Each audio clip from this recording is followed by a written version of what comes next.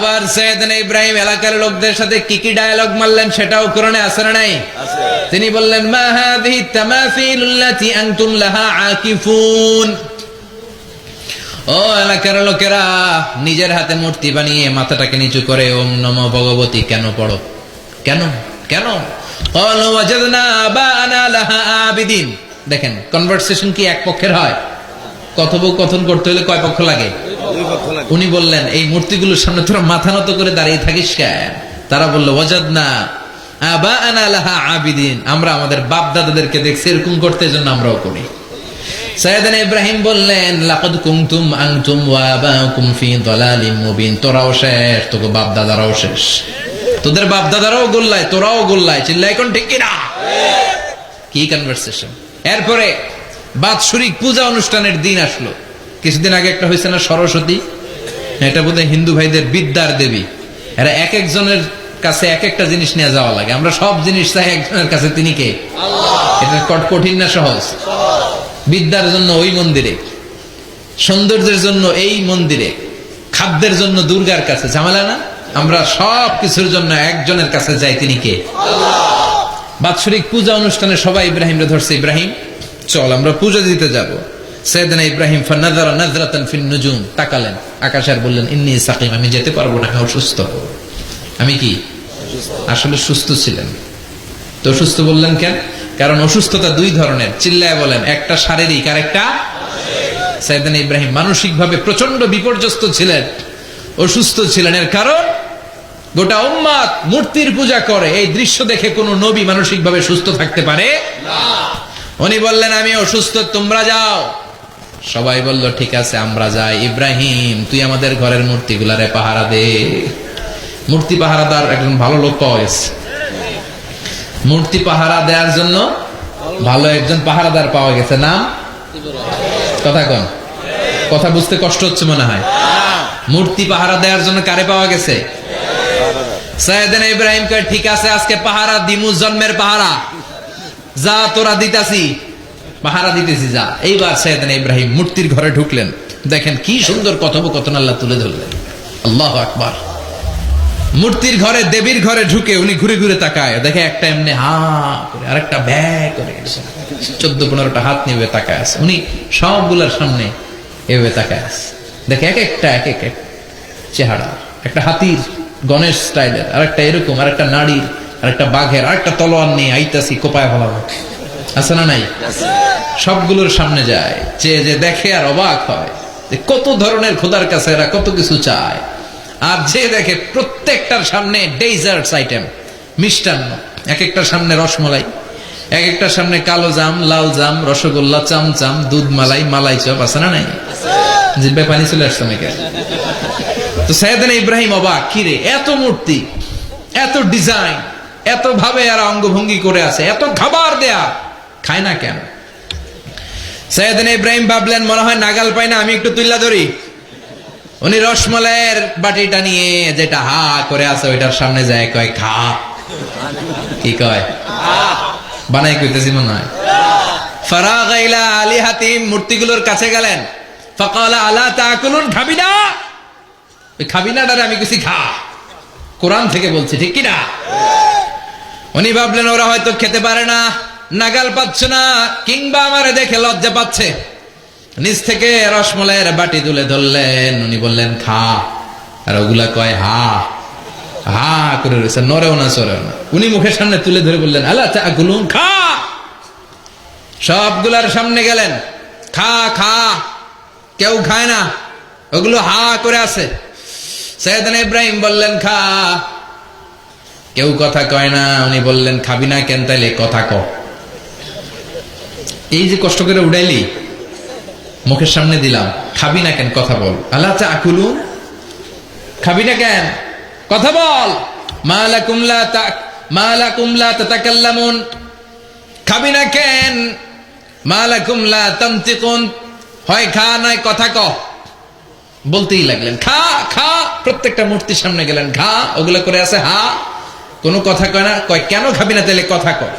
খায়ও না, কথাও কয় না। আপনার ছেলে বায়না ধরছে, আব্বা চানাচুর খাবো। কি খাবো? চানাচুর কিনে দিলেন, এই নে চানাচুর। এখন চানাচুর খায় না। কিরে বাপ খাবি না কেন? কথাও কয় না, খায়ও না, কথাও কয় না। এখন বাকি আছে কোনটা? কথা কন। ফারাগা আলাইহিম দারবাম বিল ইয়ামিন, ডান হাতে কোপানো শুরু করলেন। ইচ্ছা মতো ঘুষি কিল মারতে মারতে মূর্তিগুলার সাইজ। ফারাগা আলাইহিম দারবাম বিল ইয়ামিন, এক একটা নবীর হাতে জান্নাতি শক্তি দিয়েছে কে? আল্লাহ। খা নাইলে কথা ক, খায় না, কথাও কয় না, বাকি আছে। মায়ের মারতে শুরু করলেন, মারতে মারতে সব শেষ। তারপরে খুঁজে পেলেন একটা কুড়াল। কি পাইলেন? কুড়াল দিয়ে মারতে আরো সুবিধা, খালি এটারে এভাবে মারে, ওইভাবে মারে। মারতে মারতে যতগুলো মূর্তি ছিল সবগুলো মেরে বড় মূর্তিটার গায়ে মারতে যাবে, ইন দা মিনটাইম স্টপ, কয় না এটারে মারো না। ফাজআলাহুম জুদাদান, সবগুলারে টুকরা টুকরা। ইল্লা কাবীর আল্লাহুম, বড়টা ছাড়া ওইটারে রেখে দিলেন। আর বুদ্ধি করে কুড়ালটারে বড়টার কাঁধে ঝুলাইয়া দিলে, বড় মূর্তিটার কাঁধের মধ্যে ঝুলাইয়া দিলেন। ঘটনাটা সুন্দর হয়েছে না? এখন কেমন যেন মনে হয় এটা কোপাইয়া দাঁড়া রয়েছে বাবার বেটার মতো। বড় পূজার শেষ, পূজার দিনক্ষণ শেষ। বিকেল বেলা পূজা মণ্ডপ থেকে সব এসে দেখে সর্বনাশ। পাহারাদার ইব্রাহিম কই, আনতা ফাআলতা হাযা বিআলিহাতিনা ইয়া ইব্রাহিম। ইব্রাহিম, সর্বনাশ কে কইছে? তুই কইছত নি? কই আইনো, বড়টাই কইছে, ওইটারে জিজ্ঞেস করো। বাল ফাআলাহু কাবীরুহুম হাযা ফাসআলুহুম ইন কানু ইয়ানতিকুন। কোরআন থেকে বলছি, আমি করি নাই। ওই দেখ কুড়ালটা কার কান্দে? বড়টার কান্দে, ওইটারে জিগা। সবাইকে খাইছে। সবাই বলে, ইব্রাহিম তুমি কি জানো না এগুলো কথা বলে না? সাইয়েদনা ইব্রাহিম বলে যে এটা কথা কয় না, ওইটার পূজা করস কেন? যেটা কথা বলে না, যেটা নিজেরাই নিজেদেরকে মায়ের থেকে বাঁচাতে পারে না, নিজেরাই নিজেদেরকে রক্ষা করতে পারে না, তোরে কিভাবে রক্ষা করবে? এগুলোর পূজা কেন করিস? ফাবুহিতাল্লাযী কাফার। কারো কোনো জবাব নাই, লা জবাব।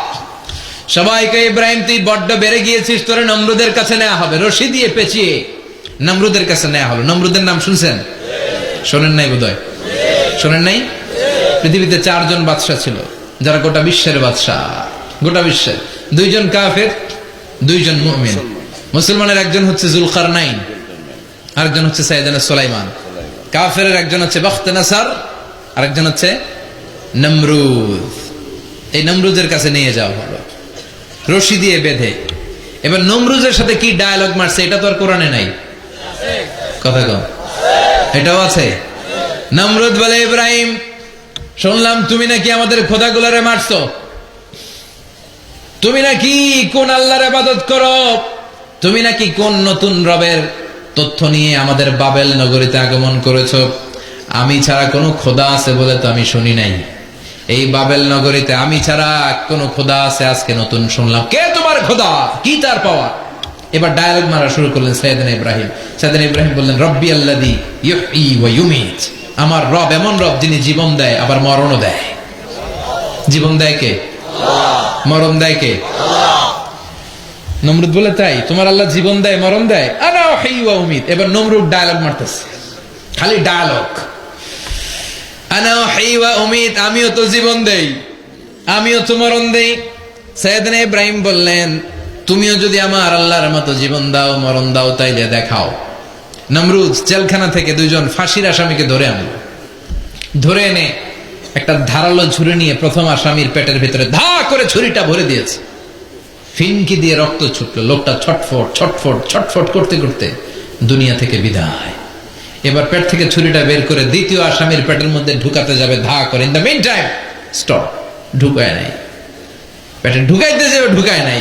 কয়, ইব্রাহিম এই যে দেখো, তোমার সামনে প্রথম লোকটারে আমি মৃত্যু দিলাম, আর এটার মৃত্যুর পথ থেকে বাঁচাই এটারে আমি জীবন দিলাম। প্রথমটারে দিলাম জীবন, পরেরটারে দিলাম, প্রথমটারে দিলাম মরণ, পরেরটারে দিলাম জীবন।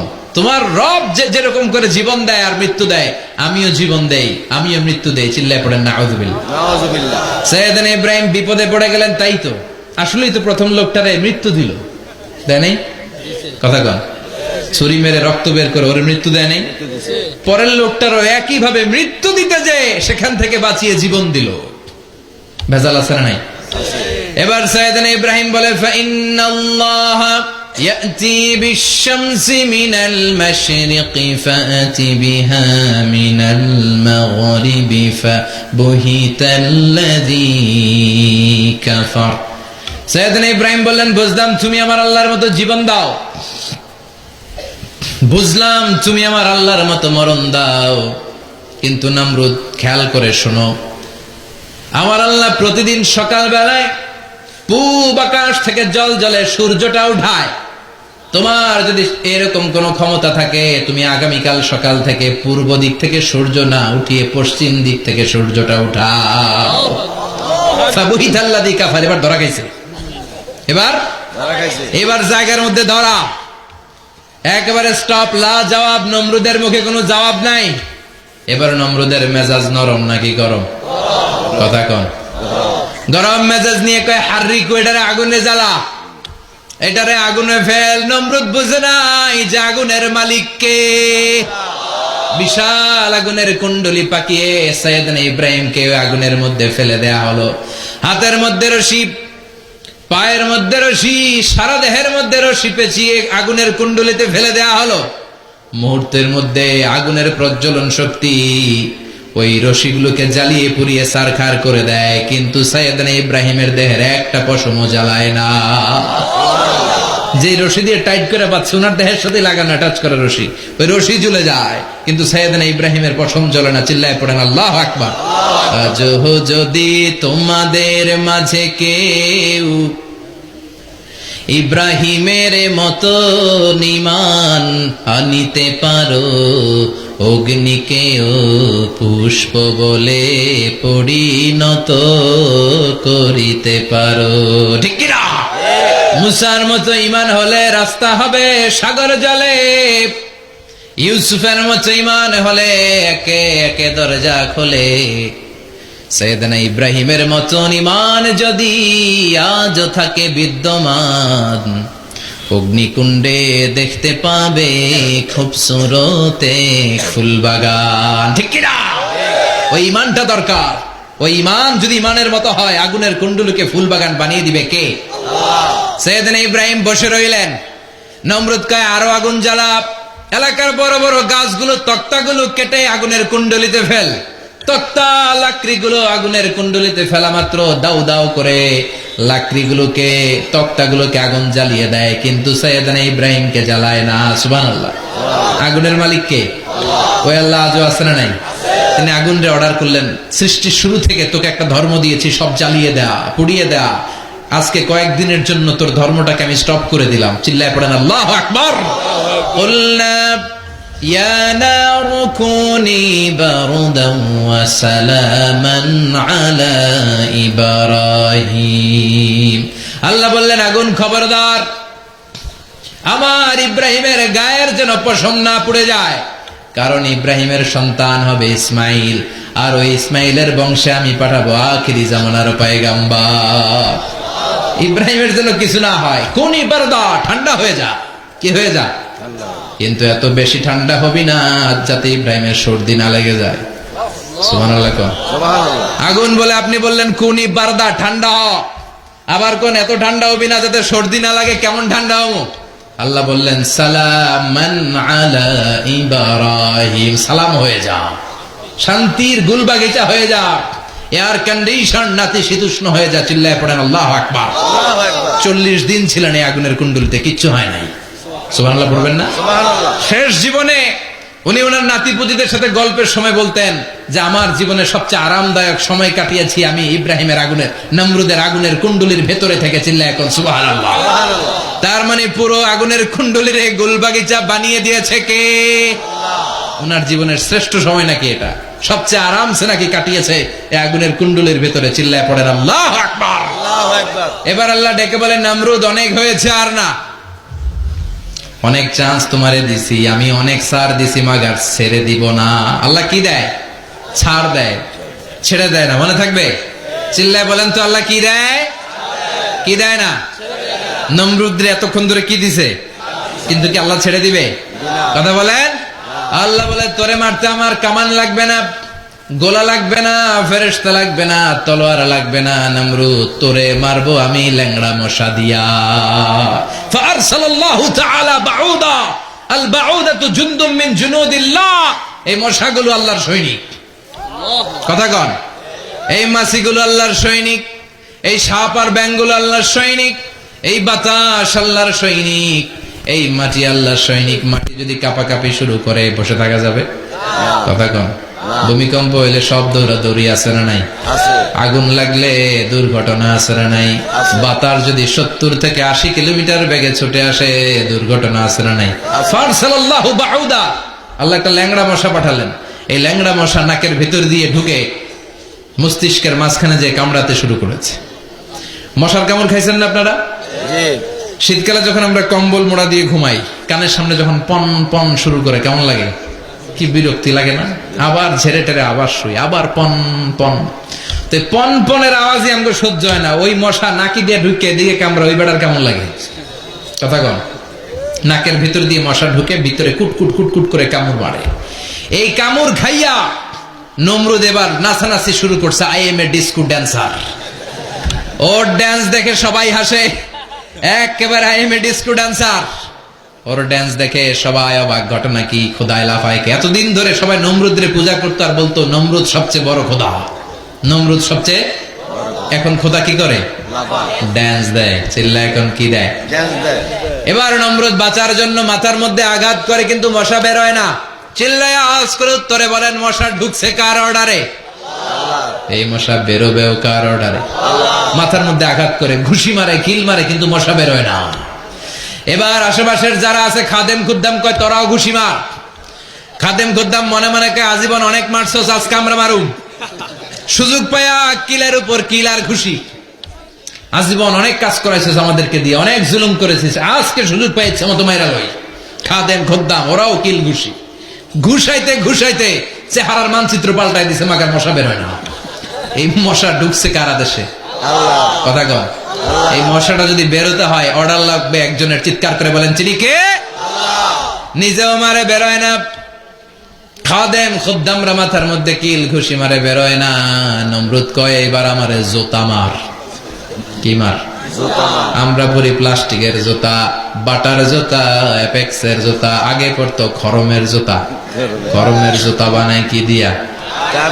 কথা কন। এবার কাঠের জুতা দিয়ে খাদেম খুদ্দামরা মাথার মধ্যে বাড়ি। পিটাইতে পিটাইতে মাথাটাকে ফাটিয়ে রক্তাক্ত করে জামিনের মধ্যে নমরুদরে শুইয়ে দিয়েছে। আর আল্লাহ সৈনিক সেই বাউদা মশা নাকের ভেতর থেকে শূন্যে উড়াল মেরেছে। চিল্লায় পড়েন আল্লাহু আকবার। তার মানে এত শক্তিশালী হয়েও, গোটা বিশ্বের রাজা হয়েও নমরুদের ক্ষমতা নমরুদরে বাঁচাতে পারে নাই। চিল্লায় পড়েন ঠিক কিনা? এজন্য ক্ষমতা কাউরে বাঁচাতে পারে না, দাপট কাউরে বাঁচাতে পারে না, অহংকার কাউরে বাঁচাতে পারে না, সৈন্যবাহিনী কাউরে বাঁচাতে পারে না। বাঁচাতে পারে একজন। চিৎকার করে বলতে হবে, তিনি কে?